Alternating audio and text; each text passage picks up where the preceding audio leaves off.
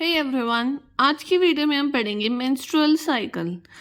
Last video में हमने oogenesis तक पढ़ लिया था, यानी हमने देख लिया था कि कैसे ओवा का फॉर्मेशन होता है। तो अब हम पढ़ेंगे उसके आगे का प्रोसेस जो कि मेंस्ट्रुअल साइकिल है। अब मेंस्ट्रुअल साइकिल के अंदर ही oogenesis का प्रोसेस भी थोड़ा बहुत इन्वॉल्व होता है, देखते हैं कैसे। तो मेंस्ट्रुअल साइकिल क्या होती है? ये रिप्रोडक्टिव साइकिल होती है और ये सारे फीमेल प्राइमेट्स के अंदर मिलती हैं और हर मंथ ये चलती है। लगभग 28 से 29 दिन की ये साइकिल होती है। प्राइमेट्स जैसे कि मंकी, एप्स, ह्यूमंस, इन सब में ये साइकिल हमें देखने को मिलती है फीमेल्स में। दो टर्म आती है, एक होता है मेनार्क और एक होता है मोनोपॉज। मेनार्क मतलब फर्स्ट मेंस्ट्रुएशन, यानी फर्स्ट मेंस्ट्रुअल साइकिल जब स्टार्ट होगी तो उसको हम बोलते हैं मेनार्क। और मेनोपॉज मतलब लास्ट मेंस्ट्रुअल साइकिल, यानी जब ये मेंस्ट्रुअल साइकिल बंद हो जाती है, अराउंड 50 ईयर्स की एज के आसपास बंद होती है। और मेनार्क होता है प्यूबर्टी के टाइम पे, 13-14 की एज के आसपास। तो मेनार्क और मेनोपॉज के बीच का जो टाइम होता है वो होता है रिप्रोडक्टिव फेज, यानी उस टाइम पर रिप्रोडक्शन हो सकता है, प्रेगनेंसी हो सकती है। और ये मेंस्ट्रुअल साइकिल के दो टर्म हो गए, मेनार्के और मेनोपॉज। मेनार्के मतलब स्टार्टिंग और मेनोपॉज मतलब पॉज होना, यानी रुकना। अगर हम ह्यूमन फीमेल्स की बात करें तो ह्यूमन फीमेल्स में ये जो प्रोसेस है मेंस्ट्रुअल साइकिल का वो एक फिक्स इंटरवल के टाइम पर रिपीट होता है और इस जनरल 28 से 29 डेज का होता है। ये प्रैक्टिकली वेरी भी कर सकता है, बट ये जनरल है कि 28 से 29 डेज का होता है और ये ऐसे ही साइकिल बार बार रिपीट होती रहती है। ओव्यूलेशन एक टर्म होती है। इस ओव्यूलेशन का मतलब होता है ओवा का एग, मतलब एग का ओवरी से रिलीज होना। अभी हम पढ़ेंगे इसमें मेंस्ट्रुअल साइकिल में ओव्यूलेशन कब होता है। और हर मेंस्ट्रुअल साइकिल में एक ओवम रिलीज होता है। मेंस्ट्रुअल साइकिल के मिड में एक ओवम एक ओवरी से रिलीज होता है। अब मेंस्ट्रुअल साइकिल के मेनली 4 फेज होते हैं, लेकिन एनसीईआरटी में 3 फेज ज्यादा अच्छे से मेंशन कर रखे हैं और एक फेज और होता है। पहला फेज होता है मेंस्ट्रुअल फेज, जिसको हम ब्लीडिंग फेज भी बोलते हैं। दूसरा फेज होता है फॉलिकुलर फेज या फिर प्री ओव्यूलेटरी फेज, क्योंकि ओव्यूलेशन से पहले आता है, या फिर इसको प्रोलिफरेटिव फेज भी बोलते हैं। थर्ड फेज होता है ओव्यूलेशन फेज, क्योंकि इसमें ओव्यूलेशन होता है। और लास्ट फेज होता है सिक्रीटरी फेज या फिर पोस्ट ओव्यूलेटरी फेज। अब इनको एक एक करके पढ़ते हैं। पहला फेज है मेंस्ट्रुअल फेज। मेंस्ट्रुअल फेज में इसको हम ब्लीडिंग फेज भी बोलते हैं। क्यों? क्योंकि इसमें क्या होता है, जो एंडोमेट्रियम वाली वॉल होती है, यूट्रस की हमने स्ट्रक्चर पढ़ी थी, यूट्रस की अंदर अंदर वाली लेयर होती है एंडोमेट्रियम। वो एंडोमेट्रियम ब्लड वेसल के साथ बॉडी के बाहर आ जाती है, उसको हम बोलते हैं मेंस्ट्रुअल फेज या फिर ब्लीडिंग फेज। ऐसा क्यों होता है? अगर प्रेगनेंसी नहीं होती, यानी फर्टिलाइजेशन नहीं होता, तो यूट्रस की वॉल का कोई काम नहीं है, क्योंकि यूट्रस की वॉल अपने आप को प्रेगनेंसी के लिए रेडी करती है कि प्रेगनेंसी होगी तो वो काम में आएगी।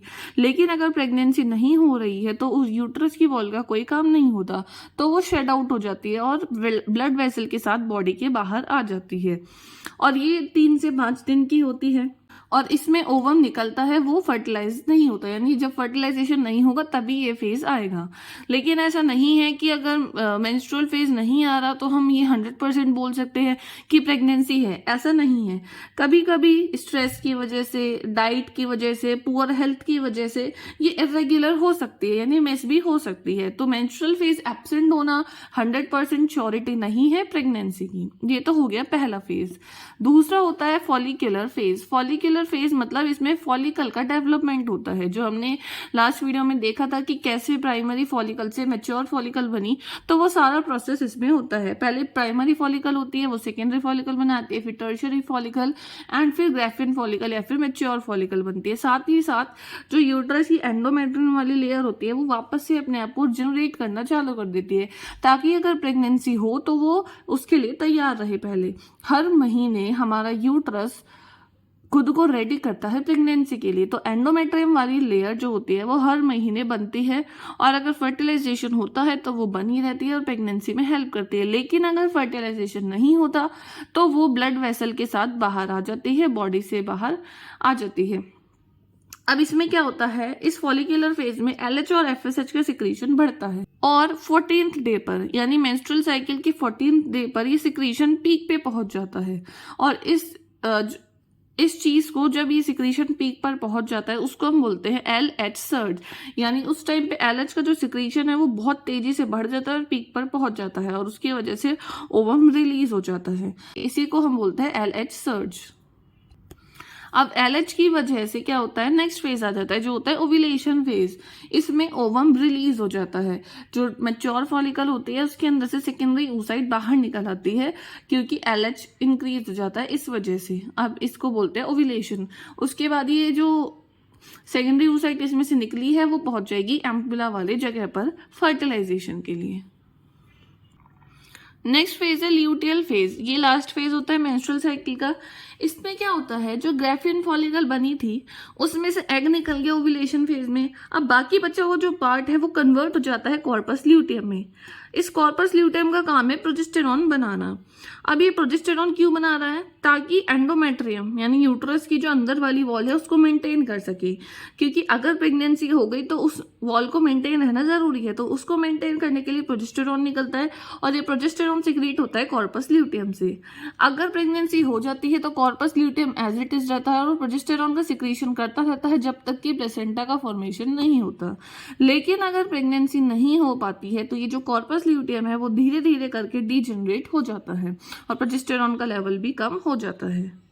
तो एंडोमेट्रियम बहुत ज़रूरी होती है इम्प्लांटेशन के लिए। ये इम्प्लांटेशन क्या होता है ये हम आगे पढ़ेंगे, और प्रेगनेंसी के लिए एंडोमेट्रियम का होना बहुत ज़रूरी है। अब ये जितने भी प्रोसेस हैं मेंस्ट्रुअल साइकिल के, ये रुक जाएंगे अगर प्रेगनेंसी हो जाती है, क्योंकि प्रेगनेंसी हो गई तो बार बार एंडोमेट्रियम को बनने की ज़रूरत नहीं है, तो उस टाइम पे ये सारे प्रोसेस रुक जाएंगे। और अगर फर्टिलाइजेशन नहीं होता तो वही कॉर्पस ल्यूटियम डीजनरेट हो जाता है। ये वही सारे प्रोसेस है जो भी बताए हैं। ये NCERT का मेंस्ट्रुअल साइकिल का डायग्राम है।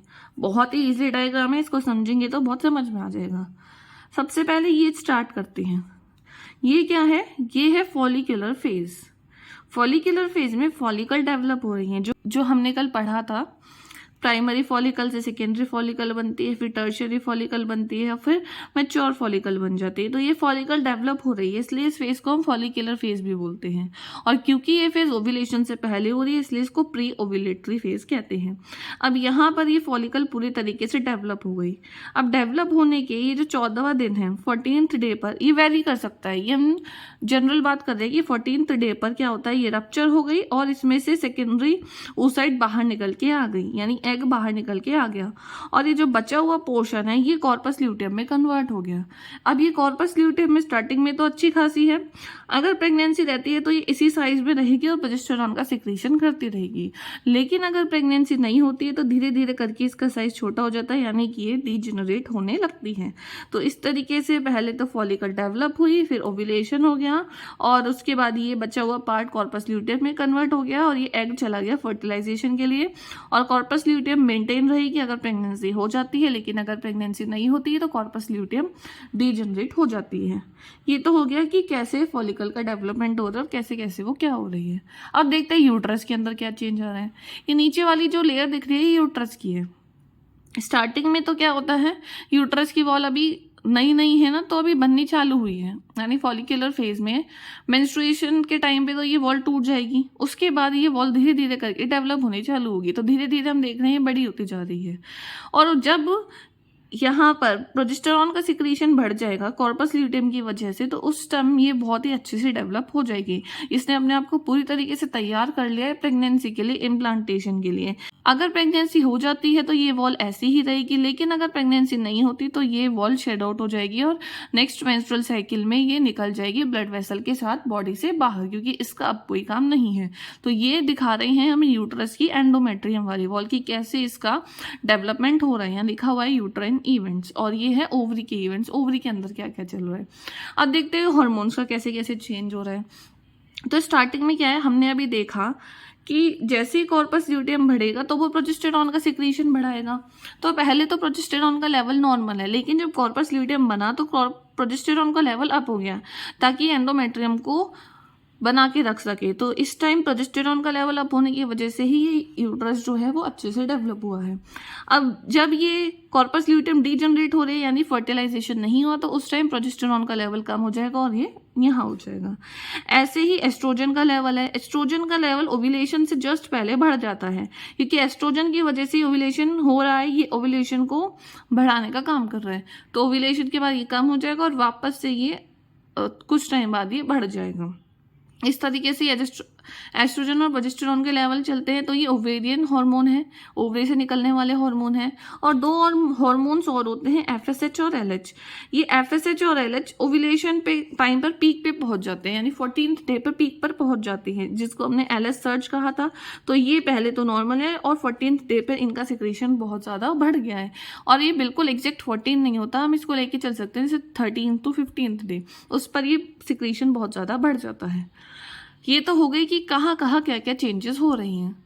अब ये एक से हमने बोला 28 दिन की होती है या फिर 29 दिन की होती है। तो 1 से लेके 5 दिन तक तो होता है मेंस्ट्रुएशन यानी ब्लीडिंग फेज, यहाँ पर ये खत्म होती गई। उसके बाद फॉलिकल डेवलप होने चालू होती है, तो इसको हम बोलते हैं फॉलिकुलर फेज। 14th डे पर ओव्यूलेशन होता है यानी एग बाहर आ गया, तो ये 14th डे है। उसके बाद ल्यूटियल फेज आती है, क्योंकि कॉर्पस ल्यूटियम बन जाती है, तो ये वाली होती है ल्यूटियल फेज। उसके बाद प्रेगनेंसी नहीं होती तो नेक्स्ट साइकिल चालू हो जाती है वापस से 29 या 28 दिन के बाद। तो इस तरीके से ये पूरा मेंस्ट्रुअल साइकिल का यहाँ पर चार्ट बना हुआ है, जिसमें हार्मोन लेवल भी दिखाया हुआ है, ओवरी में क्या क्या चेंजेस हो रहे हैं वो भी दिखाया हुआ है, और यूट्रस में क्या क्या चेंजेस हो रहे हैं वो भी दिखाया हुआ है। तो ये बहुत ही ईजी चार्ट है, इसको समझ लें तो इसमें कुछ भी नहीं है, लेकिन अगर ये नहीं समझे तो ये बहुत टिपिकल हो जाता है। ये थी पूरी मेंस्ट्रुअल साइकिल। अगर आपको अभी भी इसमें कोई डाउट हो तो आप कमेंट करके पूछ सकते हैं, या आपको किसी और टॉपिक की वीडियो चाहिए तो भी आप कमेंट कर सकते हैं। ऐसी ही वीडियोस देखने के लिए द DK बॉटनी को लाइक शेयर सब्सक्राइब करें। Thanks for watching.